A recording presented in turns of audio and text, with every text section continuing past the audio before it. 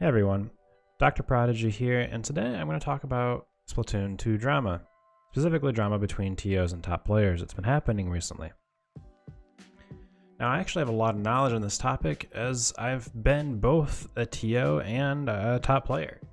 I've been on one of the best teams in North America for a couple of years now. Shoutouts to our current sponsor, Slaughterhouse. And I've also helped founded and started a major Splatoon 2 event organizer in North America at GameSet Match.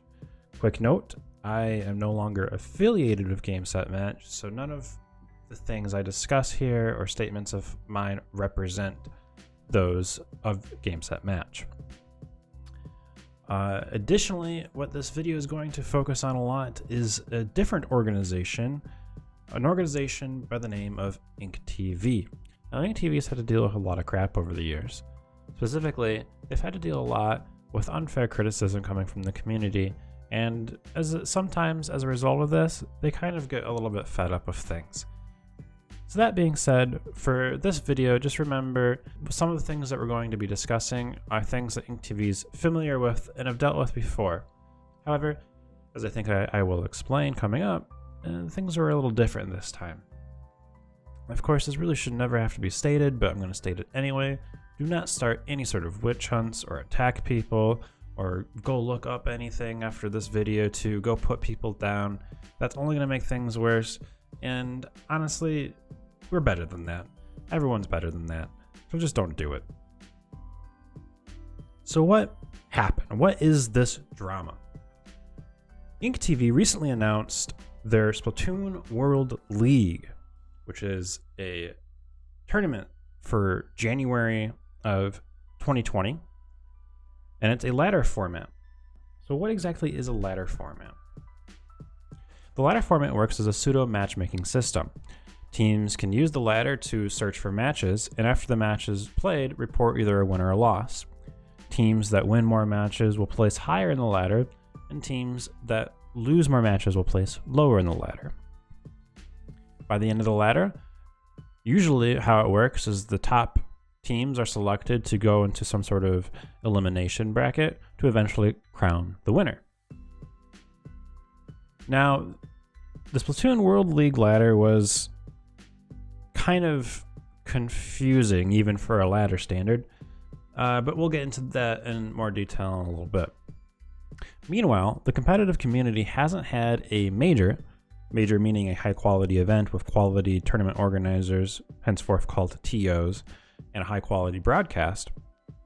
They've had a major standard format tournament in almost 5 months. Now, what does standard format mean? It's usually going to mean either some sort of group stage round, either round robin or Swiss, into an elimination style bracket, single elimination or double elimination, or just going straight to single or double elimination and not doing a group stage. These are preferred formats for a lot of the more competitive teams and top players because it feels like it's a more accurate representation of skill while also being efficient on time. After the Splatoon World League was announced, some top players put their thoughts on Twitter about this, like this tweet here, discussing the format of the ladder and how it's more complicated than just doing either double elim or groups to double elim for a major tournament. This is honestly a pretty polite, calm, and straightforward statement and tweets, and even praising InkTV in the tweet thread here. Now, people took offense to this, including many TOs from various of our organizing groups, including one of InkTV's most veteran TOs, who asked not to be named or have their tweets shown. Here is a tweet from a TO not affiliated with InkTV, discussing some facts that people need to realize from their point of view. Things such as format doesn't matter, the best team wins, any tourney can be a major with money, seeding is a privilege, not a need, and some more generalization stuff. Eventually, all of these tweets turn into a fight where one side says top players don't value TOs versus the other side saying, why are you blaming us for giving you feedback? After this develops on Twitter for a bit, InkTV responds by creating a new event as part of their ladder, claiming they've heard the feedback loud and clear. However, when you look at the name of the event, the Winter Snowflake, And some of the other details, such as, and best of all, no TOs, and that it runs in the morning of the same day an official Nintendo RAN tournament is happening, it comes across as having a lot of sass, some snarkiness, and maybe even a bit of pettiness to it. Back on Twitter, more comments are being made using this event, such as how this will be the future if people keep devaluing TOs.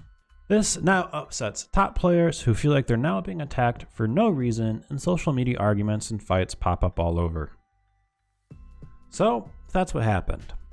Now, I'm going to break it down in more detail and honestly just kind of rant about why this whole debacle is incredibly stupid. First, the Splatoon World League.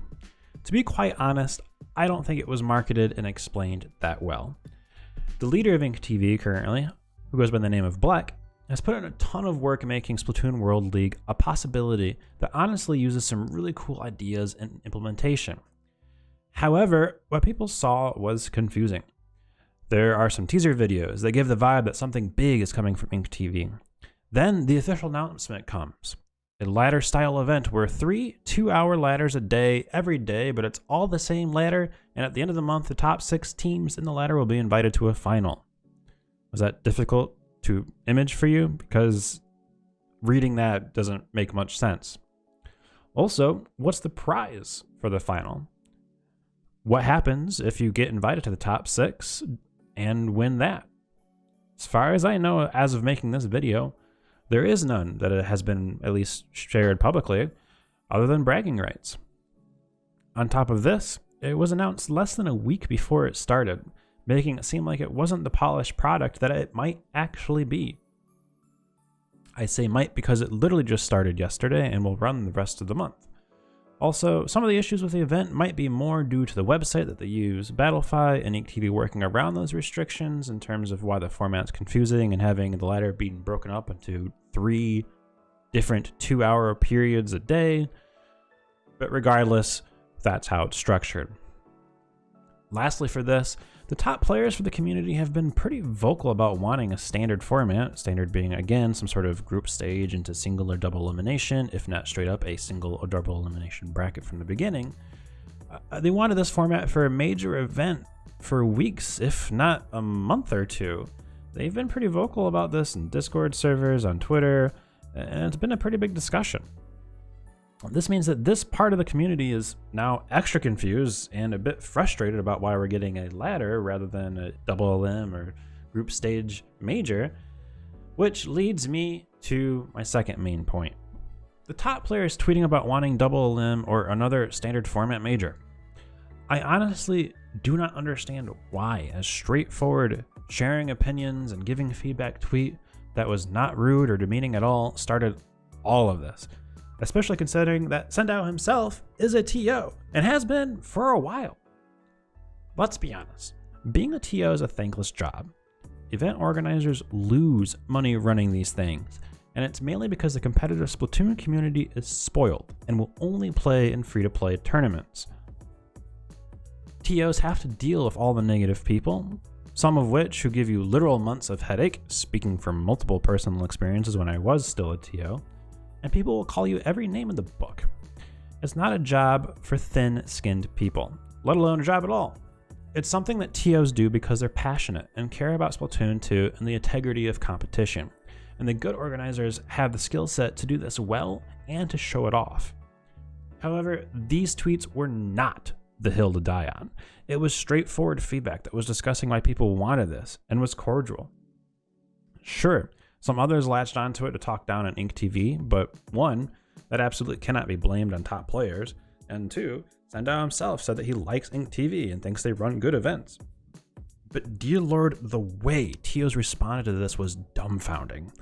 Saying stuff like, format doesn't matter, or I'm triggered and being a TO isn't worth it anymore. Like, really? This was it? This is what's going to break your back? Straight up, some TOs in Splatoon 2 have developed some egos, and others have grown oblivious to what the scene really wants, and some are described by both of these statements. The amount of things being advertised as fact by TOs that is pure speculation is asinine. No matter how you look at it, being a TO is a public service job. You make a product, advertise it to customers, the majority of which don't pay, which is a serious issue that would take a whole other video to address, and then you sell that product to them. Their comments and feedback are critical to your operation and growth. I get it that dealing with all the negative comments can weigh TOs down. I truly, honestly do. But if you're going to have an issue with that, then bring this up against those types of negative comments, and not what started all of this. Associated with this, the competitive Splatoon player base is one of the most accepting, caring, and supportive scenes I've ever had the experience to be a part of. But holy crap, are people quick to judge and overreact. The same people who will make sure you are welcomed no matter what, that will vocally protect you from any discrimination or harassment, is also incredibly quick to judge others and make callouts without actually trying to understand a situation. People need to stop reacting based on emotions and put some more time into actually understanding what may or may not be happening before trying to make a decision or make some sort of judgment call.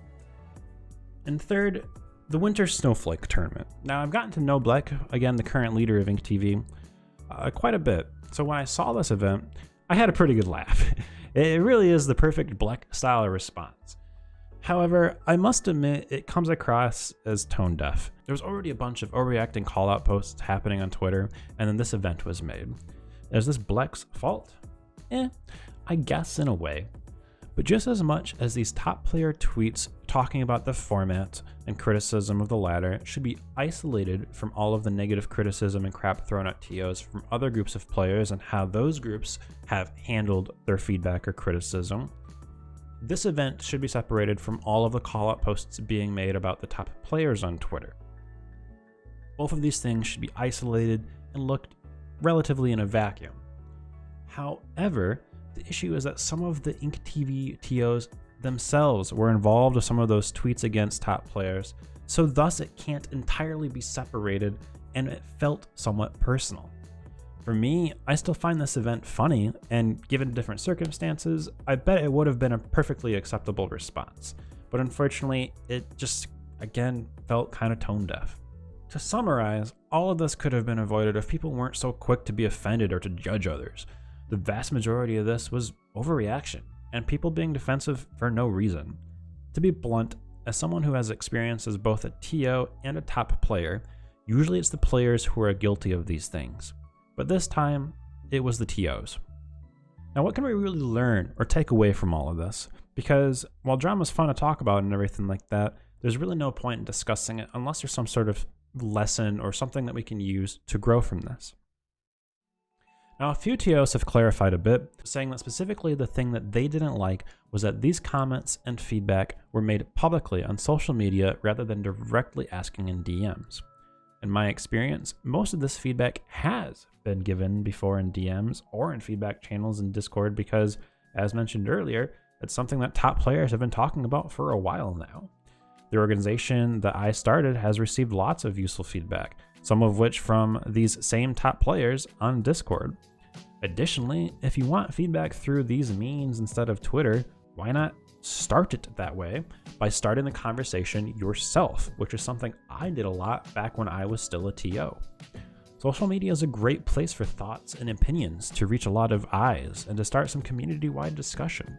You can't really expect people to not use Twitter to discuss or give feedback there. Basically, if the issue is communication, the onus or incentive to change how that communication is handled is on the event organizers. Now, I've talked to Bleck about all of this, and one of the main reasons why InkTV isn't running a standard format major is because they simply don't have the resources to do one at a quality level that they would want. If something like that was more clearly stated from the beginning, a lot of this could have been avoided.